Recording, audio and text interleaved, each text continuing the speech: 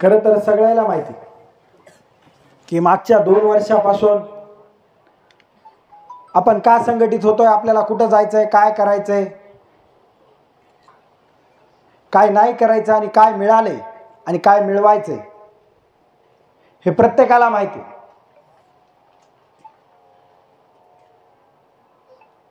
पाटलानं सांगितलं आणि आपण सगळ्यांना अनुभवलं की आपण जमीनदार होतो तर आपल्या जमिनी कमी झाल्या. आता ही नव्यानं सांगायची गरज नाही, मी तुमच्या लेकरासारखा लहान आहे.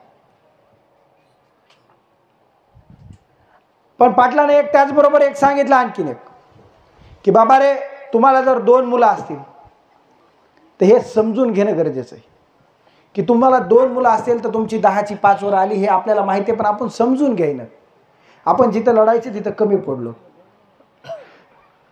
आपल्या 2 एकराची 1 एकरवर आली, 100 एकरची 10 एकरवर आली, 10ची 5 वर आली, 5ची 2.5 वर आली आणि तुम्हाला 2-2, 4-4 मुलं जर झाले तर तुम्हाला धुराबी राहिलं. पुढच्या काळामध्ये धुराबी राहिला नसता. पण पाटलानं सांगितलं या सर्टिफिकेटला फक्त आपण आरक्षणाला आरक्षण म्हणून न बघता त्याला प्रॉपर्टी म्हणून बघणं गरजेचं आहे. आपलं हे सर्टिफिकेट तुमच्या मुलाला 2 मुलं झाले तर त्याला मिळणार आहे, त्याच्या मुलाला 4-4 झाले तर त्याला सुद्धा मिळणार आहे आणि त्याच्या पुढे 4-4 झाले तर त्याला सुद्धा मिळणार आहे. तुमची जमीन एकीकडे कमी होणार आहे, पण एकीकडे हे सर्टिफिकेट हे आरक्षण पिढ्यानपिढ्या चालणार आहे आणि ते वाढत जाणार आहे. तुम्ही म्हणता ना आम्ही कष्टाने चिकाटीने जमीन वाढवू, प्रॉपर्टी वाढवू, आम्ही आमच्या पुढच्या पिढीला जमीन देऊ, आम्ही आमच्या लाईट गेली काय, आम्ही आमच्या पुढच्या पिढीला इस्टेट देऊ, प्रॉपर्टी देऊ.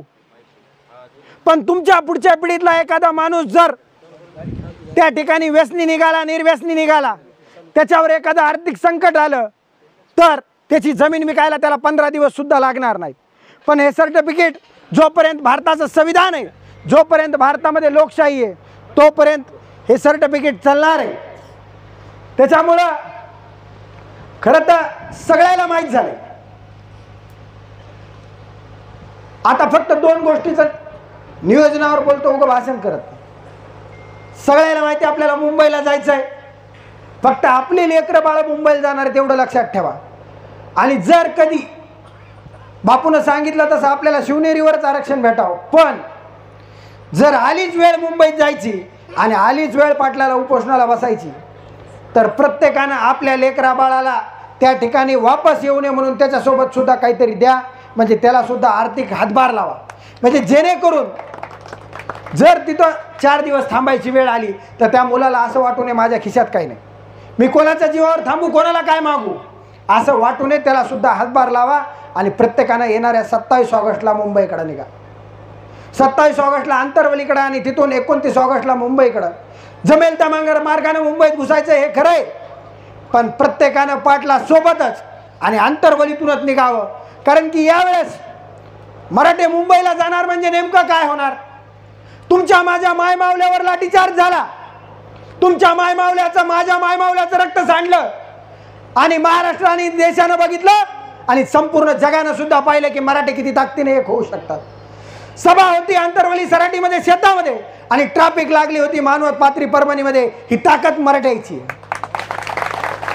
आपण या इंद्रायणीच्या माळावरून एक निश्चय करू, घरातल्या प्रत्येक मराठ्यानं, जिल्ह्यातल्या प्रत्येक मराठ्यानं आणि तालुक्यातल्या प्रत्येक गावानं आणि गावातल्या प्रत्येक घरानं आणि घराघरातल्या प्रत्येक मराठ्यानं जर मनावर घेतलं तर बापूनं सांगितलं तसं एक टोक मुंबईत असन आणि एक टोक आपलं इंद्रायणीच्या माळापाशी असेल, एवढी ताकद मराठ्याची.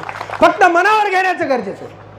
दिवस राहिले 3 बी नाही, 2च. उद्याचाच दिवस आहे, 26लाच लोक निघणार आहेत. आपण एक दिवस पाटलानं जसं सांगितलं तुमच्या खिशामध्ये मोबाईल आहे, तुम्ही एक दिवस जर प्रत्येकानं फोन केला तर घराघरातला प्रत्येक मराठा मुंबईत दिसेल. पाटलाने यावेळेस काय सांगितलंय? आपण पाटलासोबत चाललो, पण पाटलावर सुद्धा समाजाला एवढं नेण्याची जबाबदारी आहे आणि पाटील सुद्धा समाजाच्या दबावापुढे पाटील सुद्धा यावेळेस स्वतःच्या जीवाची बाजी लावणार आहेत. आपण मुंबईत गेलो तर आपल्याला जर आरक्षण मिळायला थोडं लेट झालं, 1 दिवस 2 दिवस, तर पाटील त्या ठिकाणी मुंबईला उपोषणाला बसणार आहेत. आणि पाटलाने सांगितलंय की मी 2 रथ देणार आहे. आणि पाटील मुंबईत उपोषणाला बसणं म्हणजे मराठ्यांची ताकद कमी पडणं.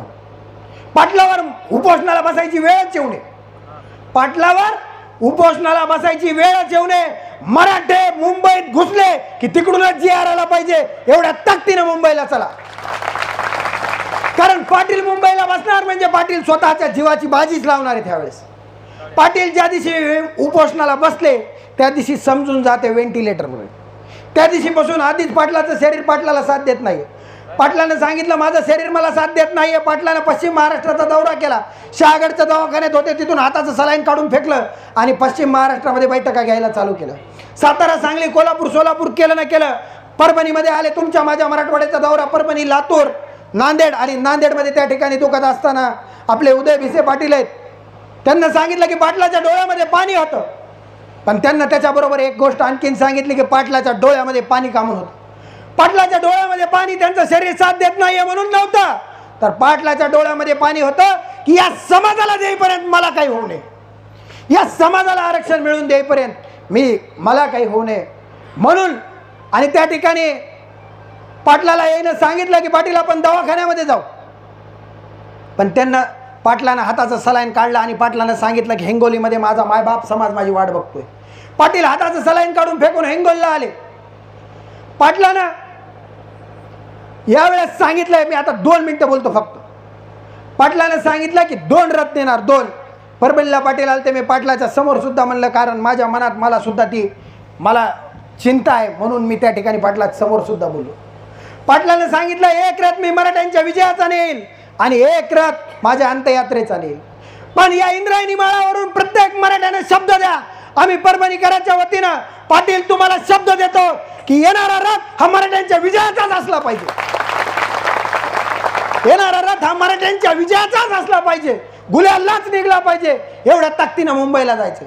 आमच्या अभिजित भाऊनं बोलता बोलता परवा दिवशी पानेऱ्यामध्ये सांगितलं, छत्रपती शिवाजी महाराजांना तानाजी मालुसरेला कोंडाला घ्यायला पाठवलं. त्यांनी कोंडाणा घेतला, राजे कोंडाण्यावर गेले, त्याचं नाव सिंहगड झालं. राजांनी सिंहगड घेतला आपलं तानाजी मालुसरेनं.